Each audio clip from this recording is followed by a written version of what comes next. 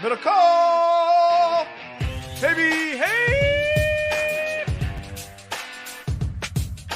What's up, everybody? Welcome. Here we are. Wearing matching half zips, like for the Mannings. It's a good-looking Johnny O pullover guy. Not intentional, but why not? Powerful brand, the Olympic Club. Yeah. What's the place Peyton belongs in Denver? The really exclusive, expensive one? Cherry Creek? Is that the one? I don't know. Shane Verrett was telling us about it. Elway, Peyton. Where they only want out-of-state members because it keeps it less crowded. Must be fun country clubs to be a part of. Especially if you live in town. You just have the place yourself all the time.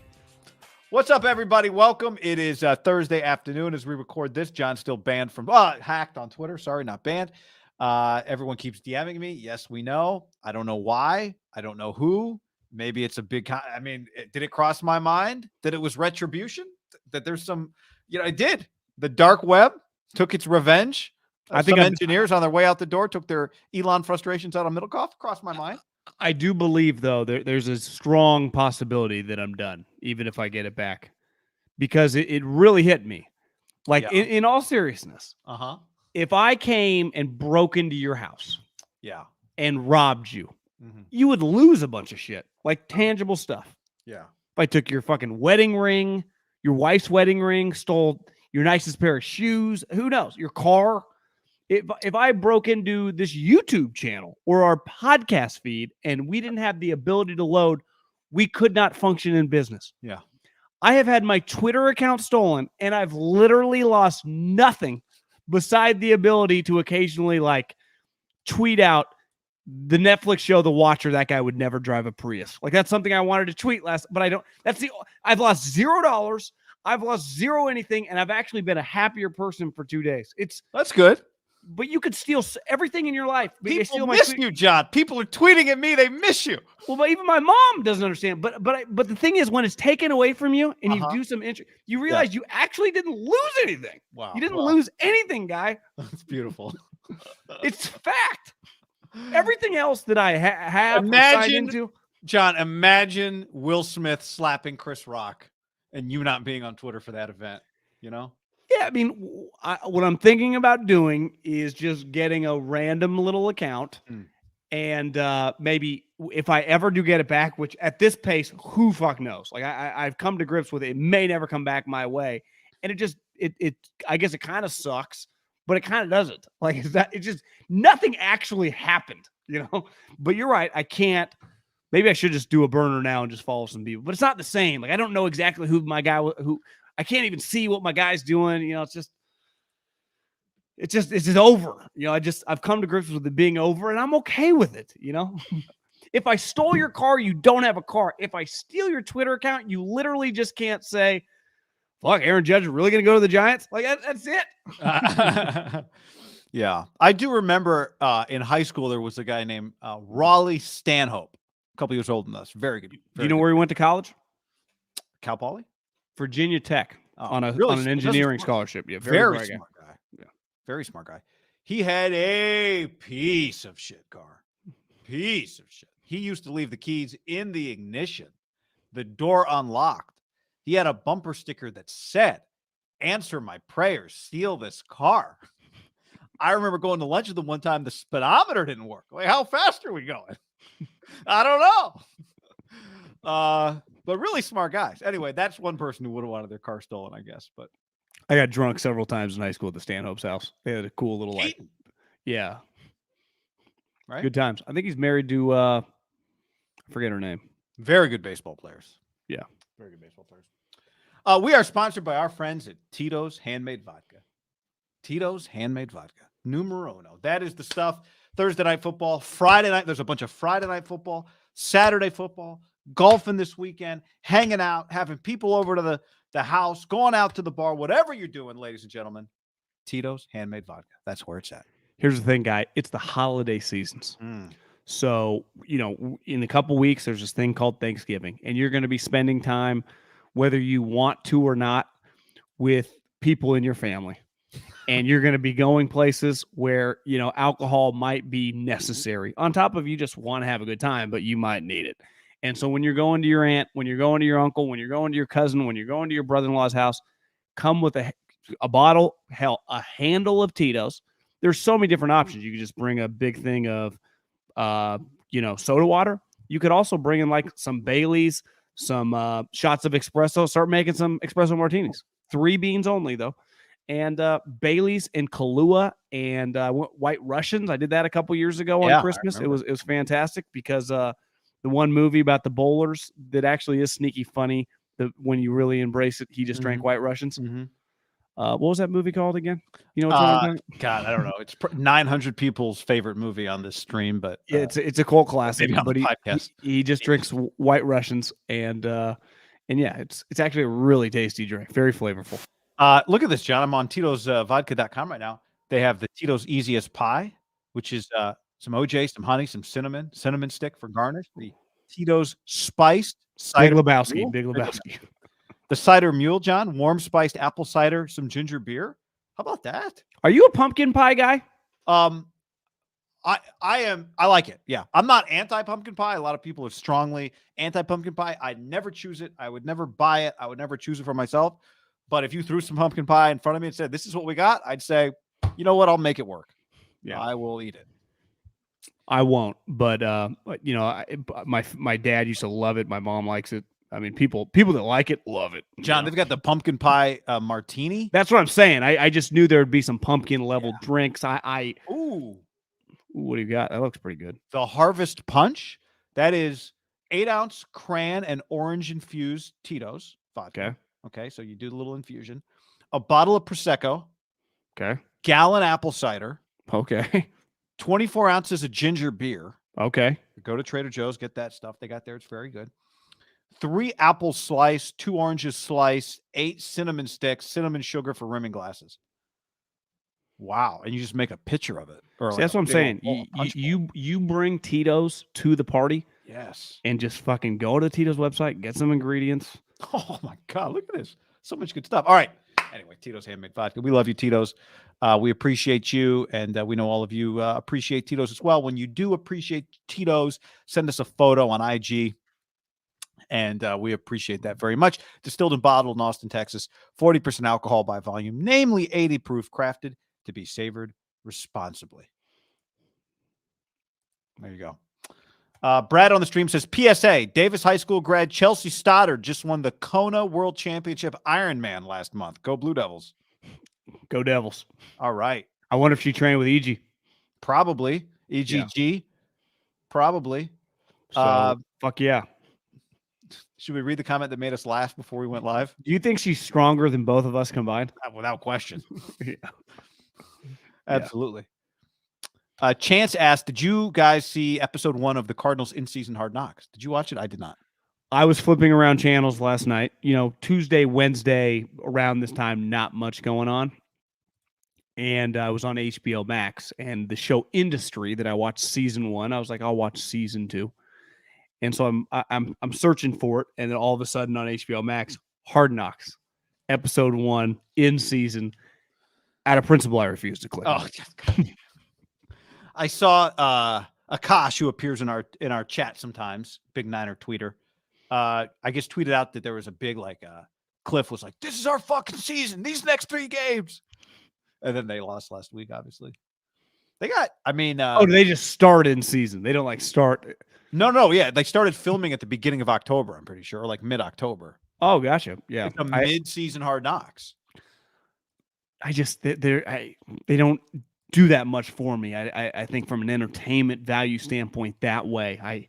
If you said it was like Pete Carroll, John Schneider, Seattle, I would have clicked on it. There were a lot of teams I probably would have clicked on because again, a little desperate for content to entertain me.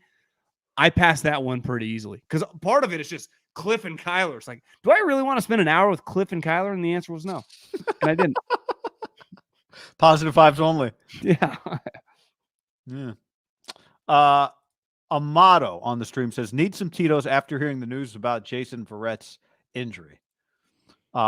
Pretty crazy. It seemed like, John, he was about to be back. Now he's out. Kyle Shanahan actually said on Wednesday that they thought he might be back to play last week, or I guess pre-bye. Rams. In the Rams game. So he thought, this is when he was talking yesterday, pre-practice, obviously. He said, I just assume he'll be much closer today than he was a week and a half ago. And then he tore his Achilles tendon in practice. Same knee that he had the ACL repaired on. He'd previously torn the other ACL and popped the other Achilles. And it sucks for the guy, first and foremost. I think more than the Niners, who clearly could have used him, but didn't have to have him. He was going to provide some depth for them, but for the individual who, has just been through so much. And we've seen him, John. When he plays, he's a good player. I vividly remember, I think, his rookie year when the Chargers drafted him, and he was good. Maybe his second year because he might have got hurt as a rookie. I mean, his injury started pretty early. I know he picked them off once. He might have had 2 picks in the game against the Raiders. He was fucking awesome. And it was clear, like, this guy is really, really talented. Think about this. The 49ers keep giving this guy or keeping him around. Beside the 1 year where he played 13 games in 2020, the year they had a bunch of injuries, he's been on the team 4 years. So you remove that 1 year. In the other 3 years, he's played 2 games. And in those 2 games, had 2 ACL tears. Think about that. Actually, one might have been an Achilles. I can't even keep up. The Achilles came before the last ACL tear. How many pro athletes in the history of basketball, baseball, or football, or you could do track, in their lives have torn both ACLs and both Achilles? I would imagine it's a pretty short list at like the highest level, professional. I bet this happened to humans, but he's got to be on the short. If you just went NFL only, how many guys have torn both ACLs and both Achilles? It's one. We've seen guys tear the ACL in the same knee twice, right? Or the Achilles pops again. Right. Or an Achilles after an ACL.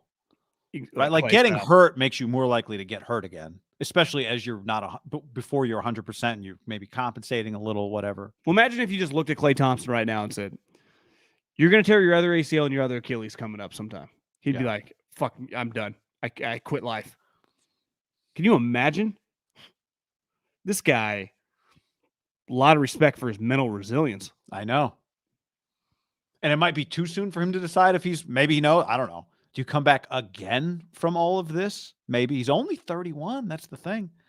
But holy shit. And I think he's had he had an ankle injury. He had a labrum injury. It's not just those injuries. But, once upon a time, one of the 4 injuries that he had here ended a career, right? If this was 1982, he would have been done 4 injuries ago. I know. Doesn't it speak to how much this guy tries, clearly likes playing football? I mean, most guys probably would have tapped out. And to me, I don't know why I'm assuming this. It does just feel like it's over. Like there comes to a point where you just can't, right? Because part of what he hangs his hat on, guy, as a smaller player was explosion, movement. Like he's not a tall corner. His was being a freak athlete. I knowing nothing, it wouldn't shock me if he tried one more time. Because he needs to have, this has to get repaired either way. And he's going to have to rehab it either way, right? There is probably a difference of NFL rehab and human rehab, I would guess. Definitely. Right? No, you're right. You're right. But, what did he make? Jeremiah tore his Achilles playing basketball and worked for the NFL Network. This his rehab. Yeah, that's true. Because, Luck tapped out because he just couldn't go through the monotony of it anymore, right? And that was 2 injuries. Yeah. This guy's probably listened to a lot of music and podcasts over the years. But no, you're right. But it wouldn't. I don't know. He's come back from this many. Why would I start this with the last one? And what does he make? He got paid this year, right? The Niners signed him this year, make $1 million or whatever. Now will he get signed to rehab it? Probably not. He'll probably have to do that on his own time. Well, he's going to get waived. They're going to waive him injured so they can use the spot, next week. Oh, that's true. I guess so. The contract he is currently under was the contract he was on when he got hurt. Yeah. His contract for $838, the league minimum at his age. For a guy that got injured a lot, it really sucks. He made $25 million. One thing that he got to play on his 5th-year option. And in 2021, guy, the 49ers, he made $5.2 million last year.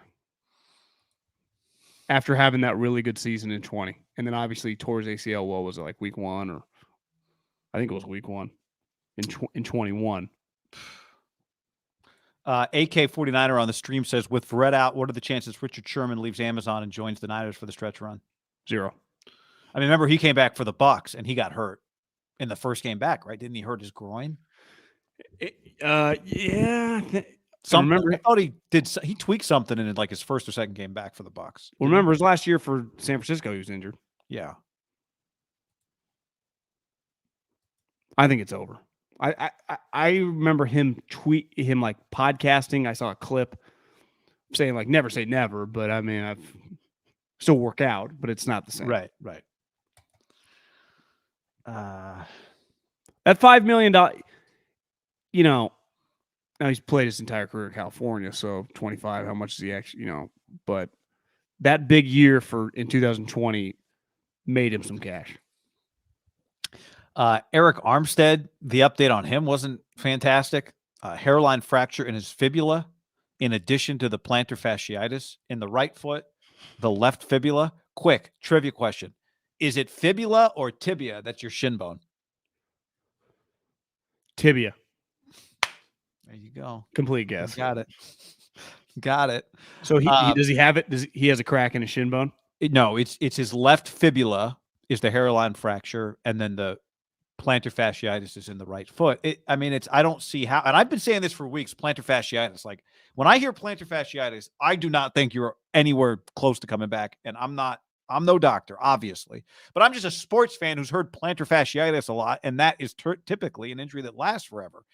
So then you add to it a hairline fracture in the left fibula for a guy that's a big man. I don't know, man. He's not on IR, right? So he has a hairline fracture in his fibula, correct? Left fibula. Correct. Do you remember when the 49ers, the year that they went the Super Bowl, Joe Staley broke his leg against the Bengals? Yeah. He broke his fibula.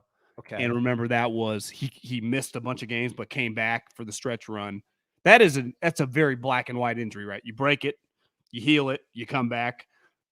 To me, I would imagine the Niners would have signed up for a broken. If you just said you could pick one injury, you'd be like, I'd rather have him break the bone than have to deal with the thing that never goes away. It's no different than, I would say, it's a different injury. But when you have like, it's just swelling up arthritis for old Kinlaw's knee, you're like, well, it never ends. Joe Staley broke fibula, out hopefully minimum 6 weeks. You just heal it, train it, put the heat on it, do what you got to do. The arthritis / plantar fasciitis, those are the shittiest injuries going. Because we don't know. We just hope the pain goes away. And honestly, I wonder, did the hairline fracture in the left leg come because he was trying to get back on the field, but could not, just had to, remember you and I used to talk to Doug Christie about this way back in the day. I remember Doug talking about it because he used to study, Doug's in fantastic shape. When one side of your body gets hurt, now you overcompensate and the other side of your body gets hurt. And so dealing with the plantar fasciitis, all of a sudden, was there a contact injury on his left leg, or was there now more pressure on his left leg as he's working hard to get, because remember, it was like, we're getting him on the field pregame. We'll see if he can go. A few weeks ago, that's where they were at with Armstead. They're not talking like that anymore. Like, we're going to see if he can go this week. It seems like it's done with. I don't want to say ominous, but it definitely was. No, it's fucking ominous. It was dark. He's not on IR, but honestly, I don't feel like we're a week away with Arik Arstead. Well, how does he do anything?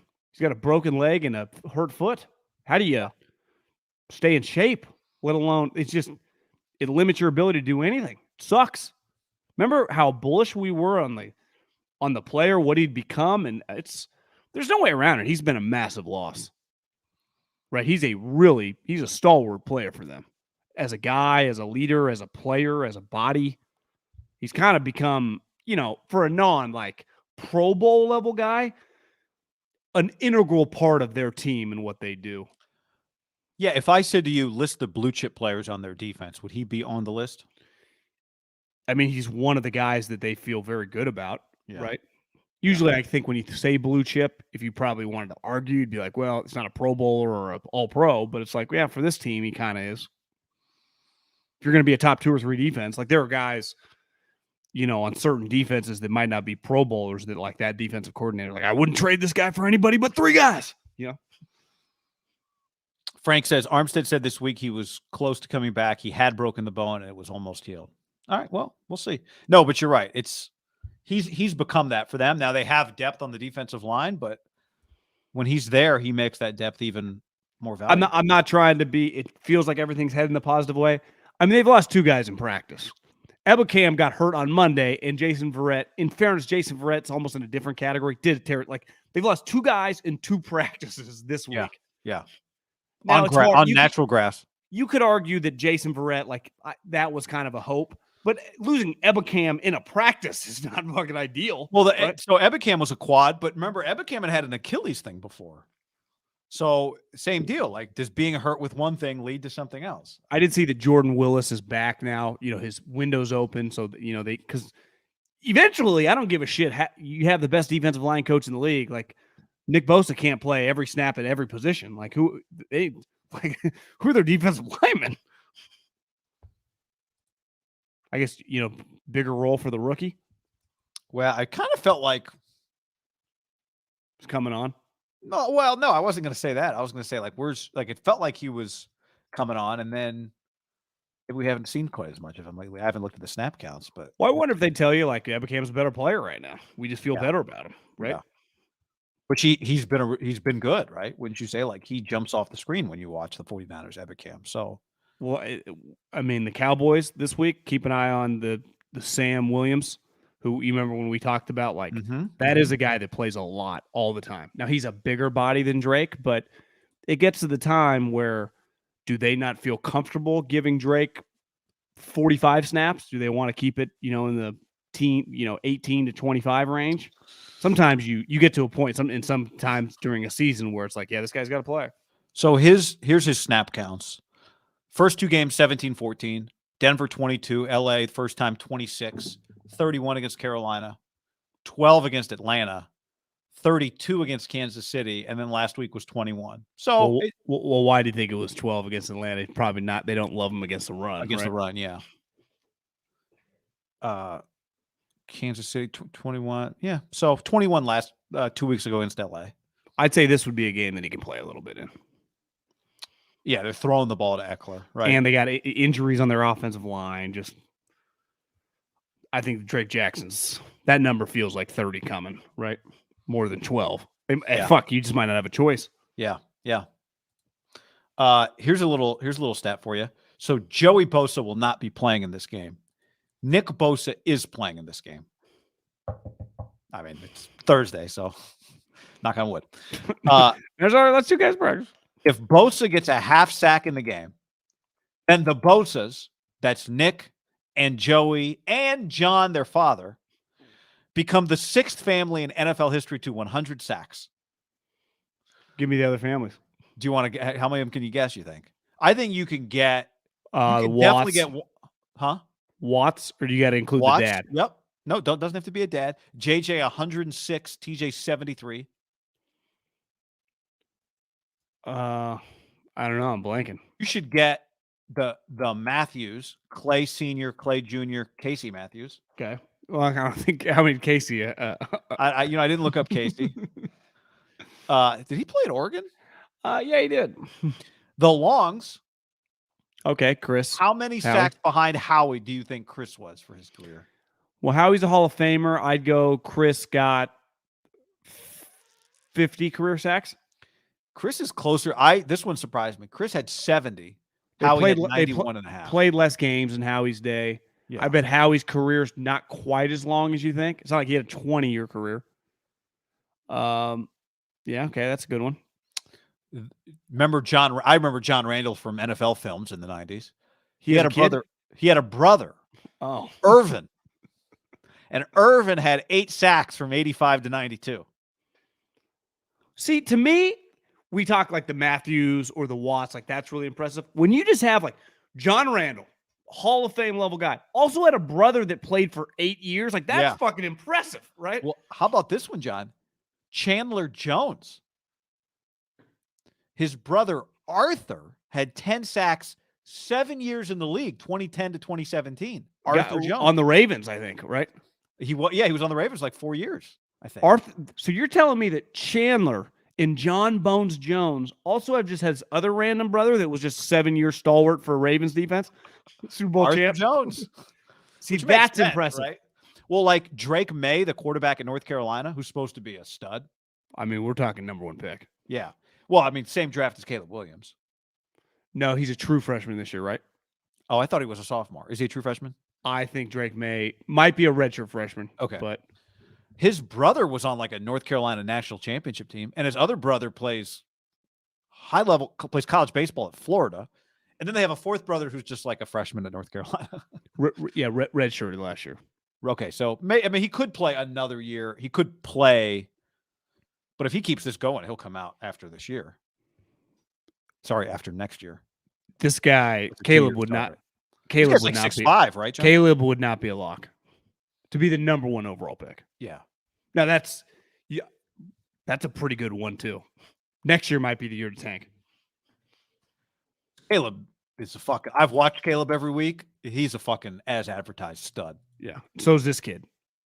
I haven't watched a lot of him. Have you watched him much? Someone told me about him recently, and I texted a buddy and was like, yeah, like everyone's talking about this guy. Because like you said, he's huge. He's 6'5", and he can run.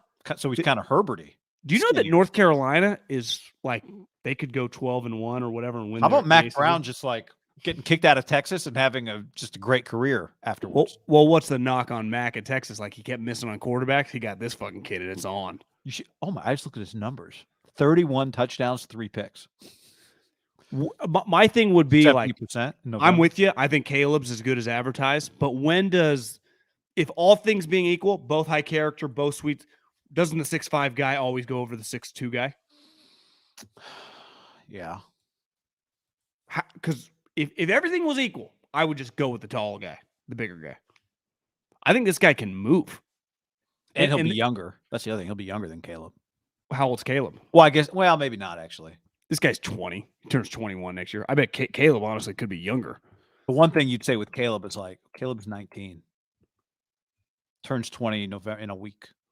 Yeah, to me, it's just as simple as this guy's a good athlete. Caleb's a good athlete. This guy's just bigger. It's just easier to play football when you're bigger.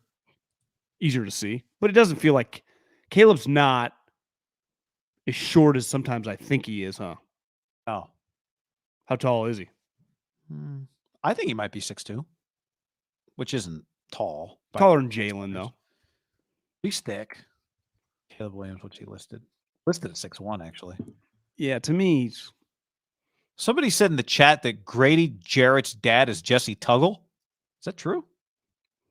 That'd be a good one. If true. Yeah, Jesse Tuggle's his dad. I had no idea. Yeah, I can't blame you for different last names. Jesse Tuggle was always in like those when you'd watch NFL films and it'd be who was the Falcons coach? Who was Jerry Glanville? Yeah.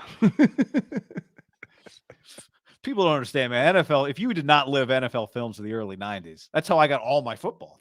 When you really think about it, like you weren't watching that much ball on Sunday. No, you just watched whoever your local team was in Monday Night Football. And I didn't have cable for a long time, so I didn't even get that ESPN Sunday night game. I remember going to my grandma's one time and being like, there's a thing called Sunday Night Football with Paul McGuire and Joe Theismann. You guys, all these fucking people are watching this game and I've been home doing my homework. I remember thinking like, that's awesome. I remember crying like, we need cable. We need cable. And my dad was like, we can't get it because we couldn't get it in my house. So then we eventually got the dish, and the dish was as big as the house on top of the roof. I just remember going to my grandma's for the first time as I was coming into a sports fan. Sunday Night Football in the fall, Theismann, Paul McGuire, and I forget the play-by-play guy, but Mike Patrick. And Mike Patrick. It was a 3-man booth. The vivid sounds of their voices. Mike Patrick had that was awesome. Duke basketball too. Mike Patrick, remember? It was sweet. How about Grandma having cable? Grandma was ahead of the curve. All right, John, coming up on Sunday night, the 49ers play the Chargers. We will be live on YouTube after that game, unless the Colts win, and then we might have to go emergency show. But one of the stories on Sunday night is definitely going to be the fact that Christian McCaffrey and Deebo Samuel are in the backfield together on Sunday night, or at least on the team together. Let me put it that way. And Elijah Mitchell. So Kyle Shanahan's going to go from nobody to everybody all at once. And I don't know. I'm very interested to see how he manages all of that. Listen, Jimmy Garoppolo's in a pretty good spot. I mean, think of what he's dealing with. Deebo Samuel, Christian McCaffrey, Brandon Ayuk, check back, George Kittle. I mean, how many teams in the league have a better version of that? Vikings got a pretty good one with Jefferson, now with Hawkinson, Dalvin Cook, Thielen's pretty solid, but that's 4. I mean, the Eagles have A.J. Brown, Devontae Smith, Goddard, Miles Sanders, and their quarterback can run.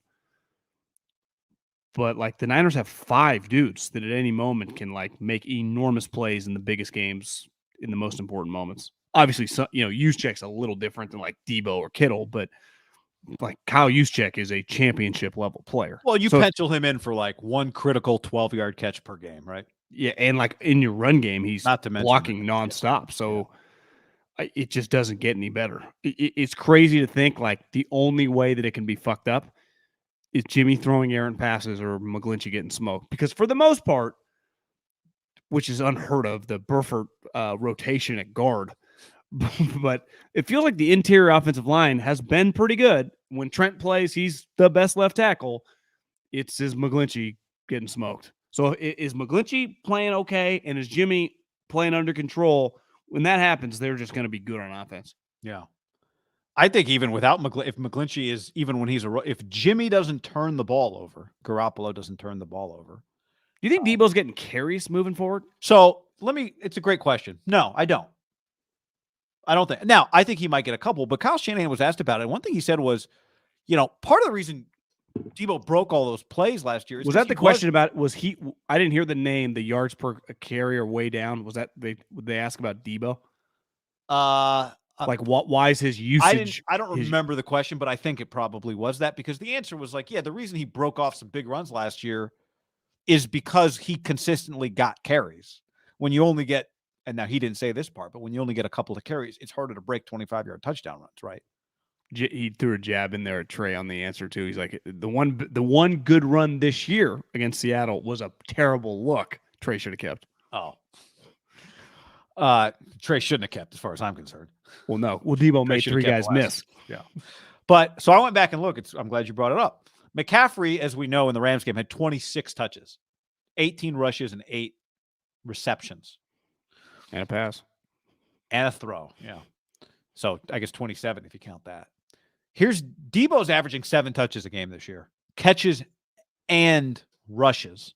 Not, and I'd have to go back and look. I don't think his target percentage is great, but I'd have to double check that. Like the number of targets relative to the number of catches.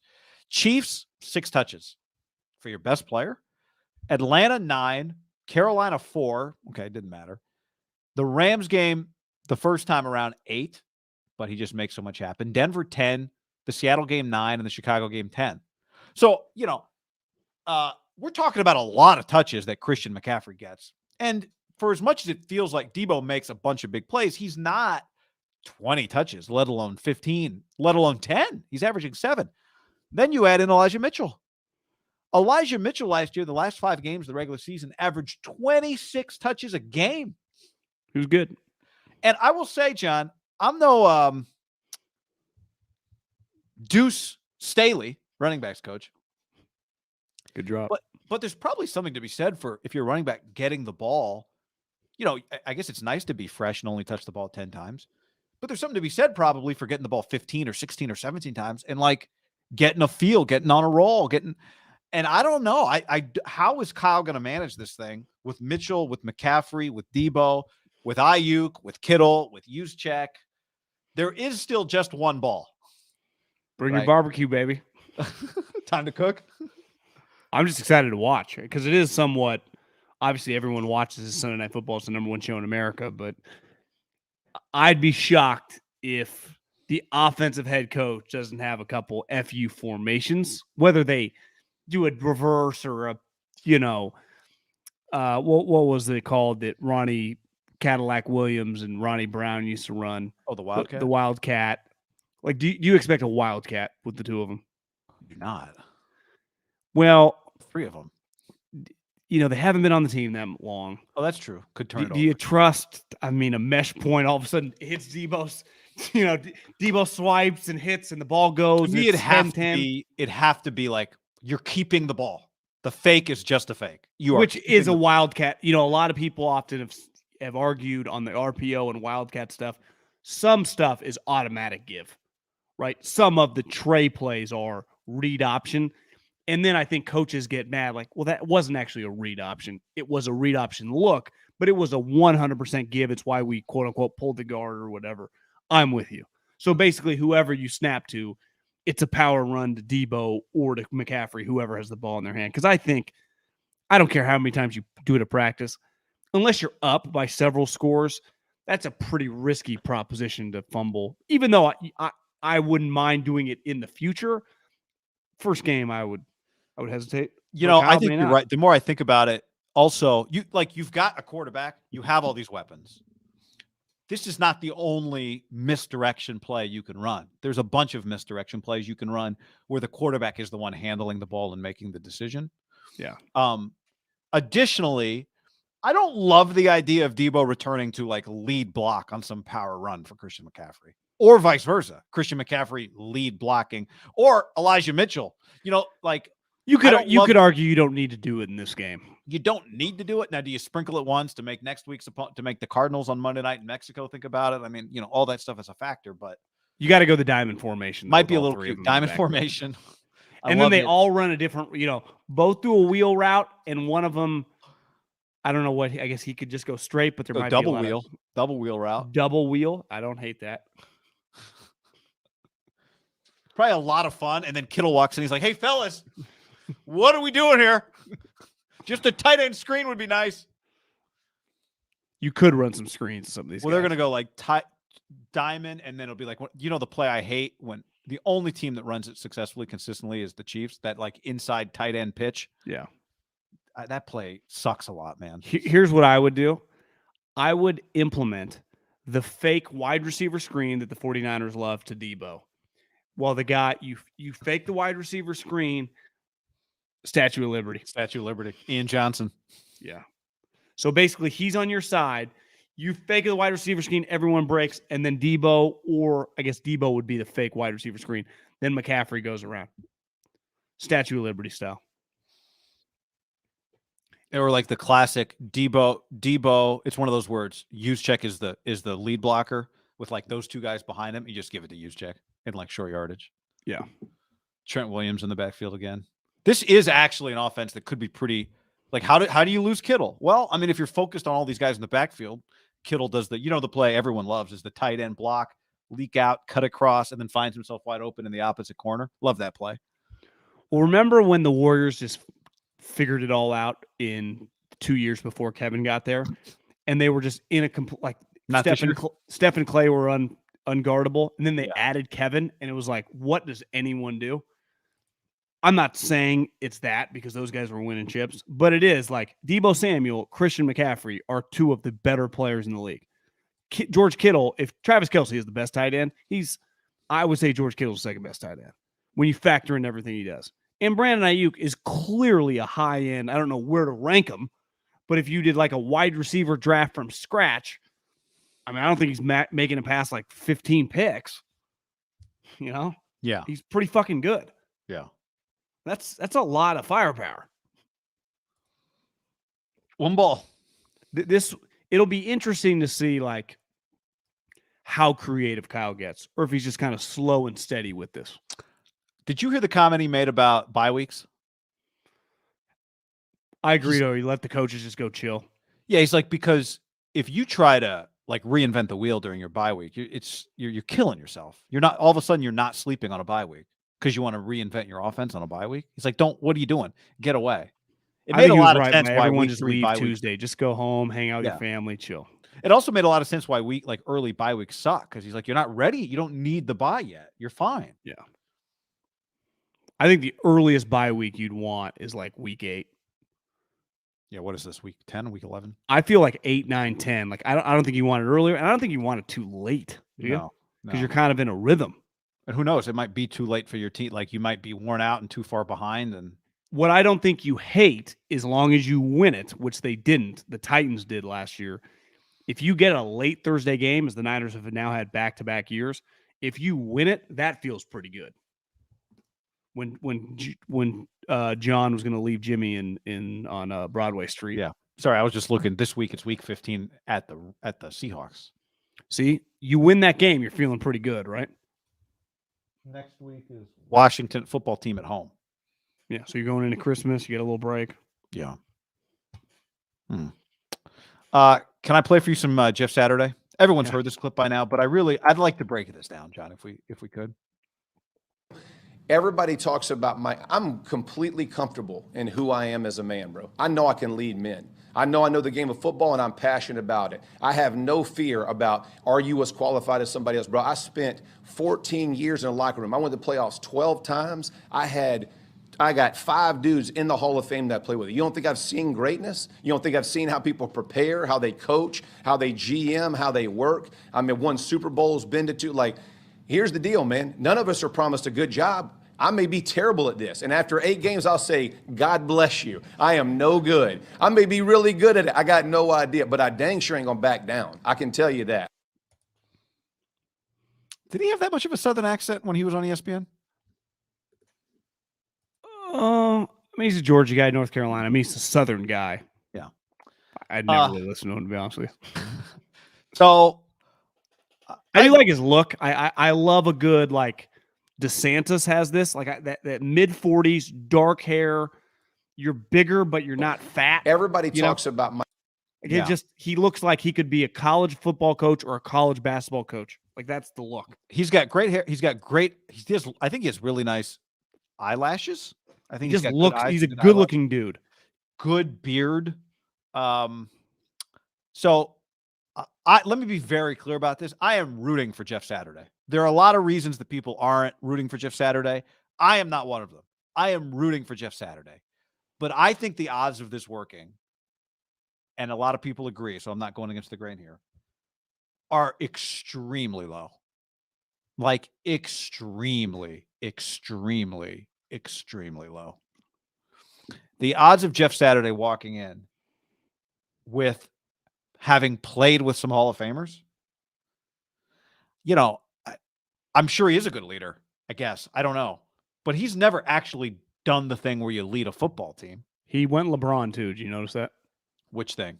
He said, I've won Super Bowls. He won a Super Bowl. How about where he said, like, I've seen what GMing is? How? What? What are you talking about? Again, I'm not here to tear Jeff Saturday down. I'm not. Friends with Polian, probably. Well, texting Jim Irsay every week?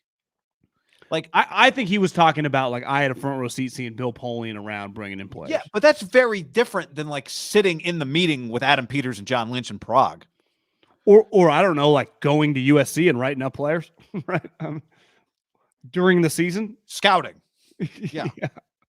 So I think I'd be a little concerned about how confident he is that he can pull this off. Now, that said, you'd have to be in order to take this job. So he needs that confidence. He absolutely does.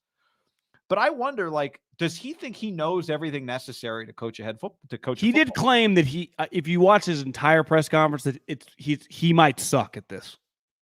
Yeah, he said that there too. I might suck at this, and everyone laughed. And if that's the case, after 8 weeks, I'll say goodbye. Look, I don't blame him for taking the job. If they called you and me tomorrow, like, hey guys, this is insane. You're going to get raked over the Colts, but could you guys come run a draft? We'd be like, fuck yeah, right? Who wouldn't want this experience? But the problem is, one of the problems is this is the guy that Jim Irsay was leaning on. And, Jim Irsay doesn't have anyone around him that's telling him this is a bad idea. And Jeff Saturday clearly was not the guy that said, Jim, I think there might be a better way to do this.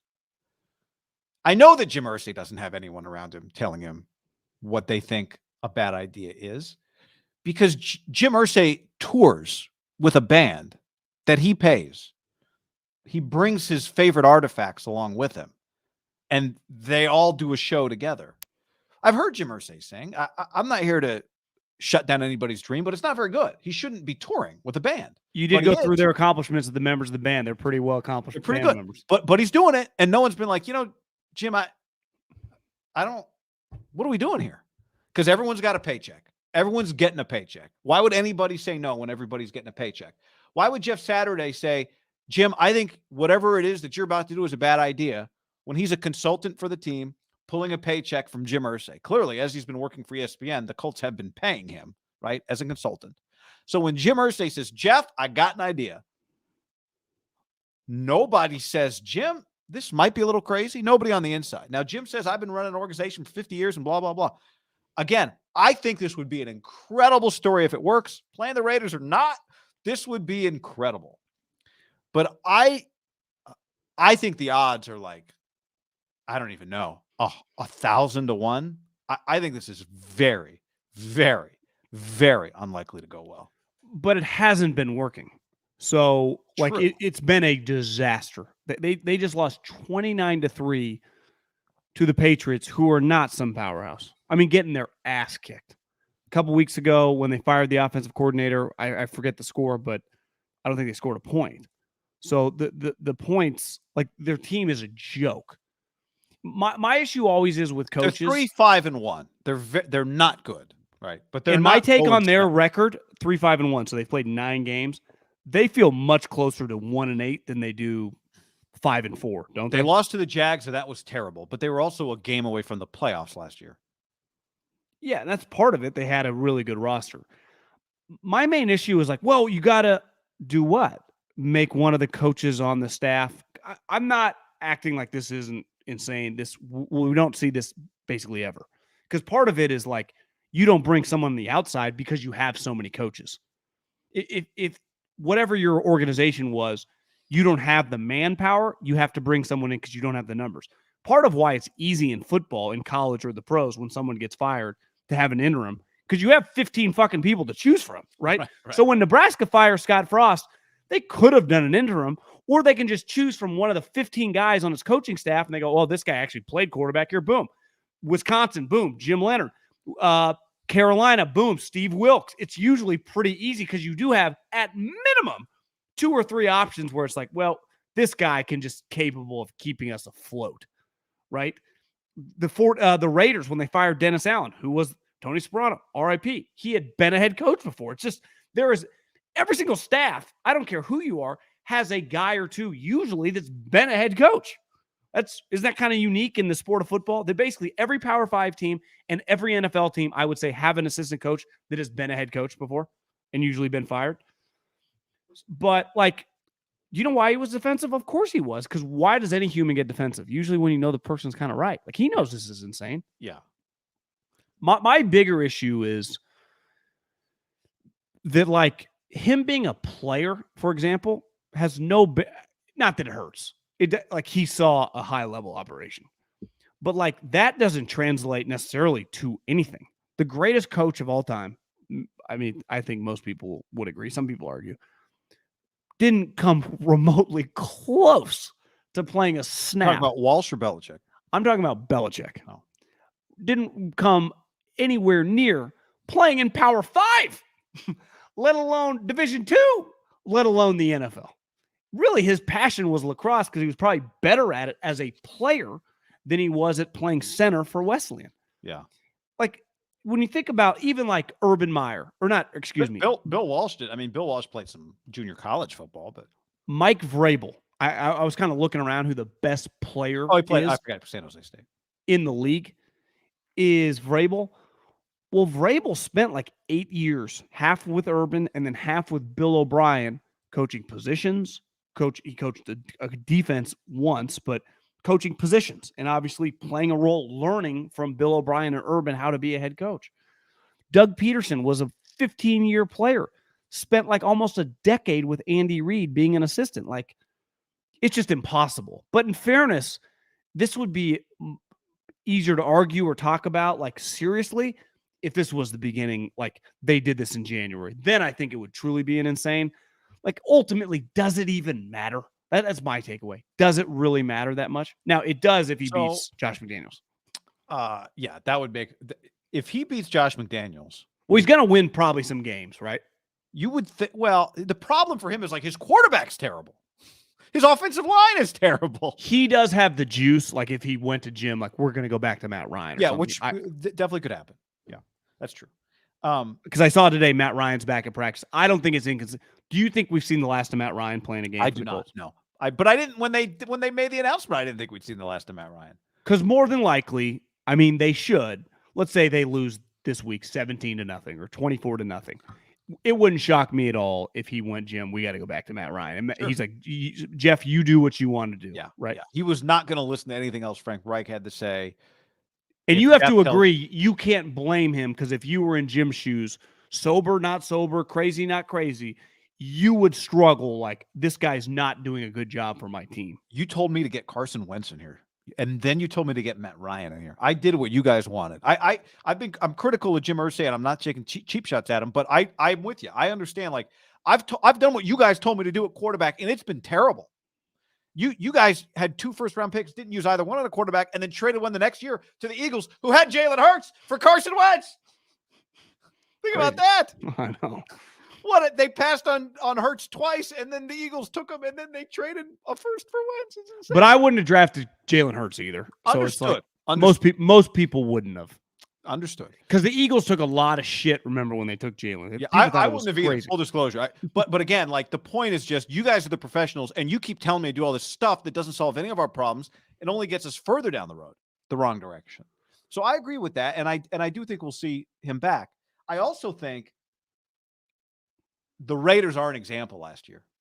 Like, if you told me that Mark Davis wanted to hire Howie Long instead of Rich Bisaccia, I would believe you. Now, they hired Bisaccia. He coached a good football team in the end. He got them to the playoffs, and then they did not consider him for their head coaching job at all. Did not have a legitimate chance to become the Raiders. No, he didn't. Why? Because Mark Davis wanted a big name, right? Well, you know who consults Mark is Marcel Reese. So maybe Marcel wasn't feeling that. Maybe Marcel didn't want the job. Marcel knows better, right? You don't take the job that you get fired from. Just keep the steady flow of money coming in as the consultant. Very smart. So, I mean, but like, I think Mark might have done this last year, really. Charles Woodson, Romanowski.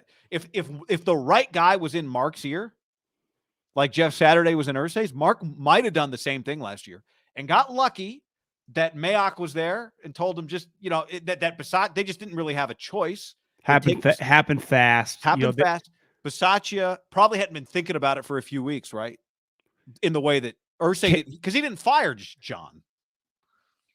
Yeah, kind of. Yeah, exactly. It like came on them like a tidal wave out of nowhere. Yes. But he didn't actually want to hire Bisaccia. It just, he got lucky that this guy actually, because here's the difference. And I don't know. I don't know this, the difference. I don't know what the Colts players thought of Frank Reich, but the Raiders people had to be. John Gruden is not an easy place to be. So when John Gruden left, you remember some of the quotes? Who was the, remember, who had the quote? Was it Jacobs who said something like, yeah, it's great not to be getting yelled at all the time. Remember that first week when Bisaccia took over? I think Josh Jacobs had a quote about like, yeah, it's like, so to me, that was different in that the building was like, whew, Gruden's gone. All right. Different environment. I don't know what the Colts guys think about Frank. Even if I remember correctly, Derek kind of said some things while like supporting the human being. Like, listen, I'm not going to shit all over this guy's life, but me and Ole now, we can just kind of. Yeah. Yeah, Jacobs definitely said something like you're not walking around on eggshells or something. Yes, yeah. So, like, to me, that part of the reason Bisaccia worked, again, Gruden was not about to get fired if not for the investigation, but was that it changed, like that building was under a dark, dark cloud. But isn't that the difference? Like, if I did this in basketball, I really just have to kind of endear myself to really like 8 guys and get to know like an extra 2 or 3 on top of that. Like in the NFL, if I have an assistant coach who is just the special teams coach, knows all the players, there's an element of a relationship.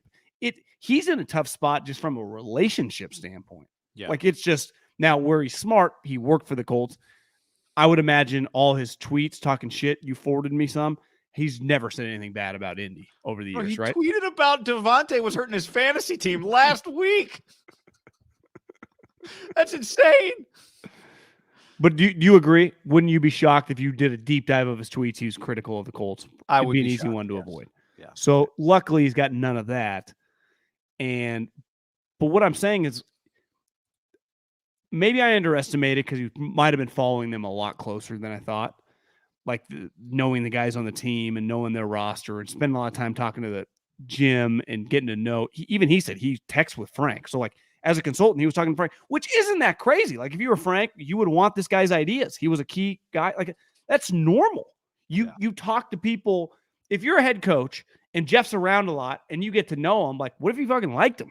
Like, hey Jeff, you want to come into the meeting? Like isn't that kind of normal protocol in sports? Like high level guys that have. It's crazy the way that he jumped, but I know this. Everyone's paying attention to that game. Whether you're watching it or not, like you're peeking at the score. And it hit me today. I wonder if it's crossed his mind just by himself. Probably not. You wouldn't say this out loud. Like, I got to win this fucking game. Who? And that being Josh McDaniels.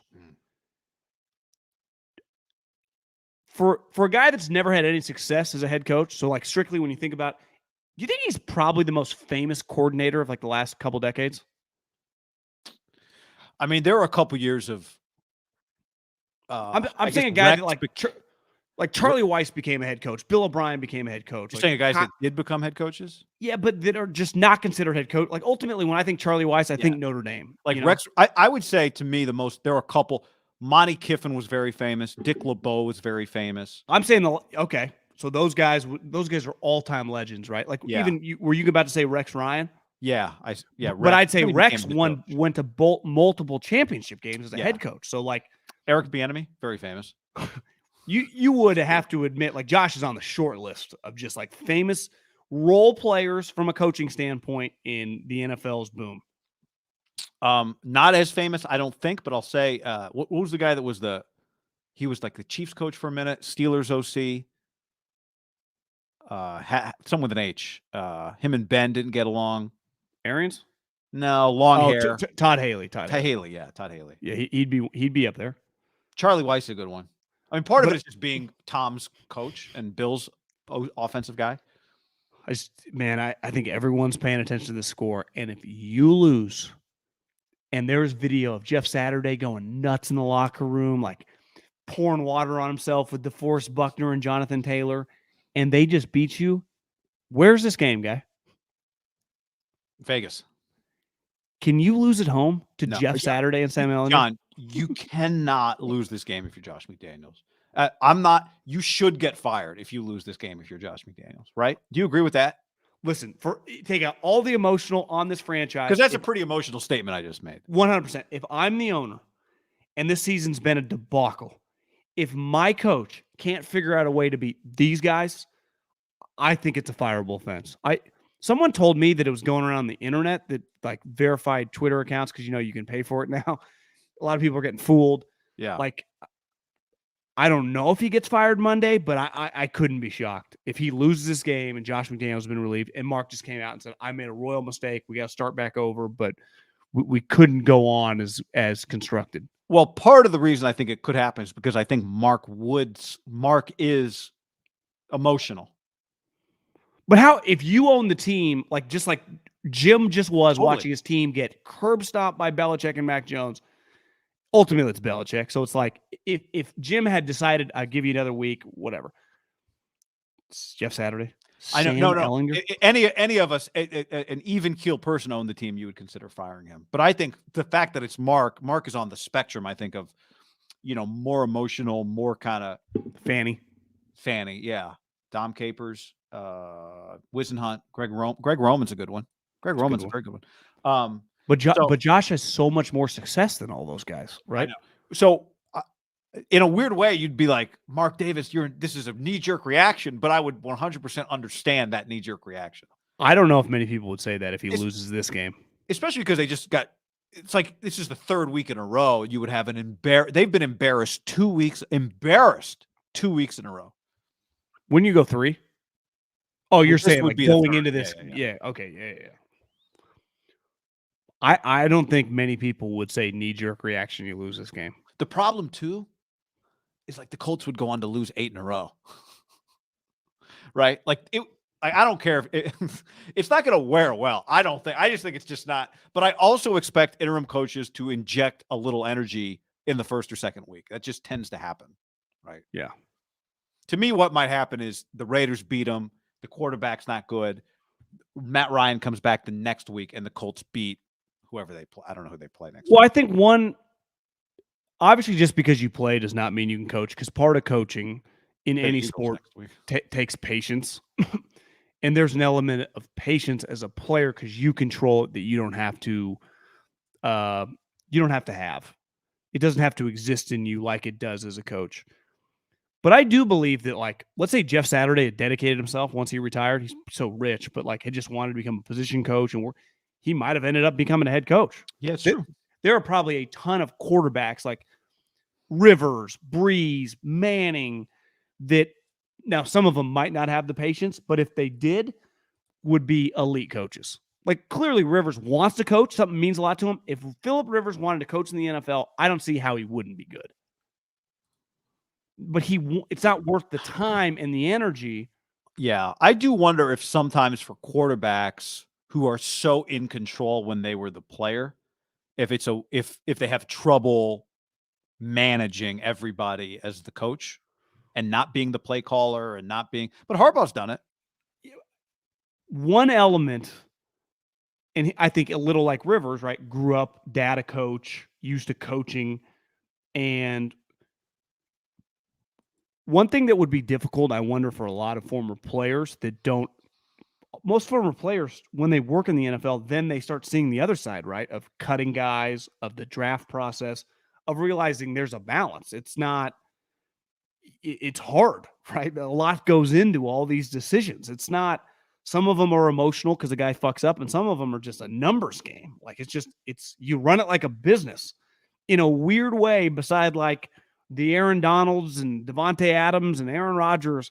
The overwhelming majority of the guys are somewhat widgets, right? It's like, well, can we replace this guy? What can we do? Can we add this guy? How much is this guy going to cost? You're constantly thinking and talking like that. Think how often the older coaches like Pete Carroll, Andy Reid, Sean Payton, Belichick have just so comfortable having those conversations, right? It's just part of your vernacular of talking about the business of the sport, beside just the game that week. Like Andy and Brett Veach, Belichick and whoever he talks to, Pete Carroll and John, have just sometime this week had a big picture conversation about a draft pick that's working out or not working out, or a guy that, like, I don't know, this year or this week in the last 2 or 3 days, that is not X's and O's scheme, but just something like, should we do a deal with this guy early, or like, this guy might not be it. Ernie Adams probably still talks to Bill. Who's that guy up in the tree? Yeah, we just put a fence up there and a staircase for Ernie to climb up there. He's like, Bill, I told you not to get into FTX. They talk weekly just because he manages Bill's money, probably, right? It's true. Didn't he make him a ton of money in like the early 80s? That's the story. Mike on the stream says D'Amico to the Raiders. Yeah, I mean, I would avoid the Raiders if I had options. It's pretty crazy. Josh McDaniels that's the job he took. Kind of crazy.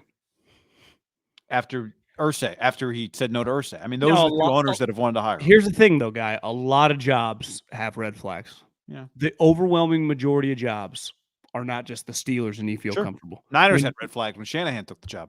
When Nick Sirianni took it, they had just fired Doug Peterson, who won them a Super Bowl because he butted heads with them on analytics. Panthers are going to have, right? You're going to say, is the owner too involved? It's all these jobs, man. Cardinals fire everybody. It's like, you want to go fucking coach Kyler? Can't fire the players. He ain't going anywhere. Yeah. Is that what you want to do every day? Spend time with him? He doesn't want to spend time with you. It's like having a teenager. I know.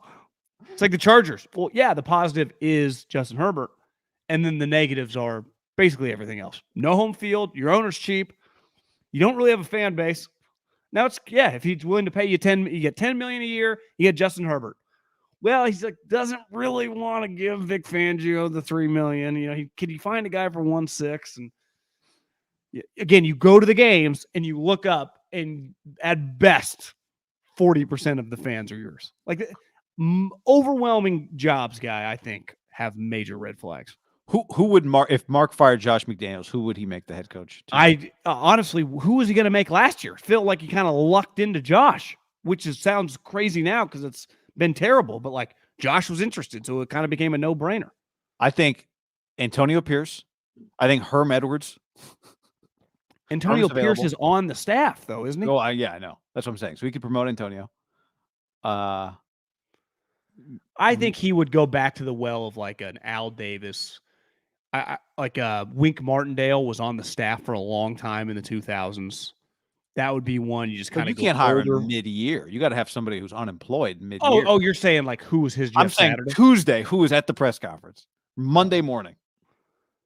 They lose to the Colts. He fires Josh that night. On Monday, he makes who the head coach? What amount of money would he have to pay to get Charles Woodson to agree to do it? $1 million a game? I don't know. Charles might have the same attitude that Jeff had, which is like, shit, let's give it a shot. Well, what would you guess? What would you guess Jeff Saturday makes for the prorated half season? Couple $1 million? I mean, what was he making as the consultant? Probably salary $500,000 or something. I'm not sure. It's a great question. I don't know. But Charles, I mean, wouldn't shock. Like, to me, I think Mark would do something similar. Big name, somebody that he's Greg Papa, I guess no longer, but once upon a time. David Blaine, go to Vegas. Yeah, just somebody who runs a casino or the best blackjack dealer in town. I don't know, man. Tisha Panachero, Deion Sanders, Casey Plum, Kelsey Plum. Yeah. All right, John, here's what else is going on this week. Seahawks, some big line movements in the NFL this week. Seahawks opened at 9.5 as an underdog to the Bucs. It's now 3. The Vikings and Bills. Vikings opened at 7.5 underdogs. They're now 3.5. Elbows messed up. Yeah, elbow. Cardinals opened as 6-point underdogs at the Rams. That one's now 3. Kyler's got a hammy. Stafford has a concussion.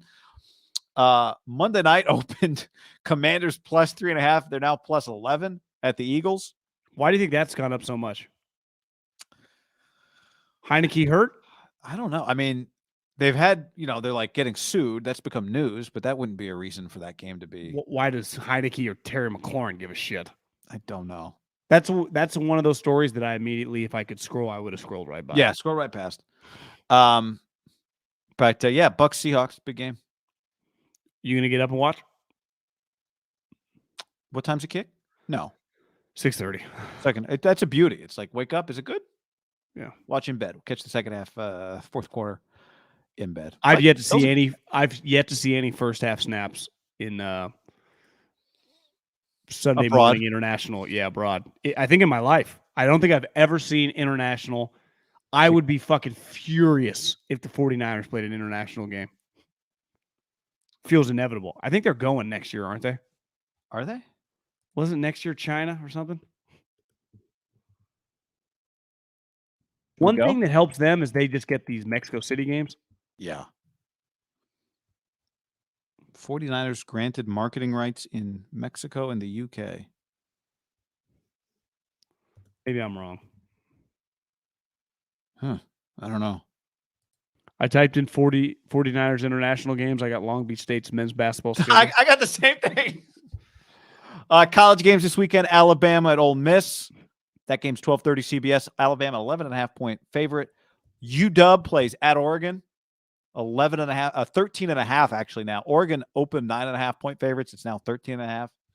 I like the Ducks, by the way, in that game. TCU plus 7 at Texas. That's a big game on ABC. And we actually got some Friday night football as well. Fresno State, UNLV, and Colorado, USC. So there's I don't know why I'm doing a TV schedule on the show today, but there you go. Go Dogs. There's the full schedule. So. Ow. Rob Ryan is on the Raiders staff. Did you know that?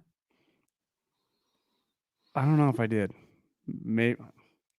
Michael Lombardi, do you think he'll come back and come join the team? No, but maybe hire him to run it. Mick is the OC, his son. I can see a Michael Mick combo.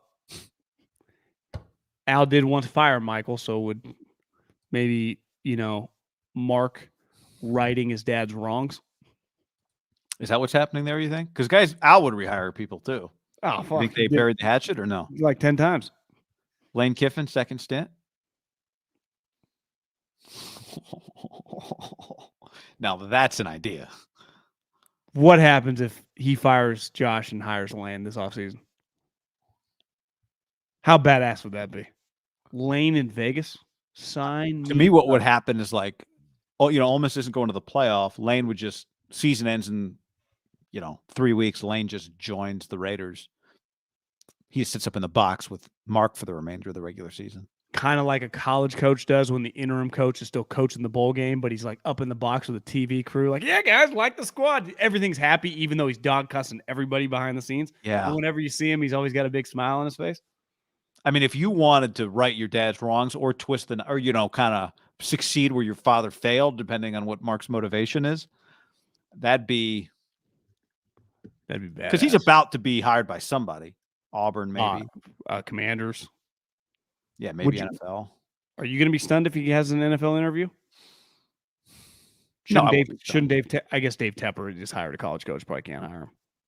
Lane's a little unique, right? NFL family. His brother works in the NFL. I think Lane would be fine. Yeah. Lane in Vegas. He's been known to chase some tail. I don't know. Might be it's a bad fit for the players. No, it's a bad fit for the head coach. Oh, man.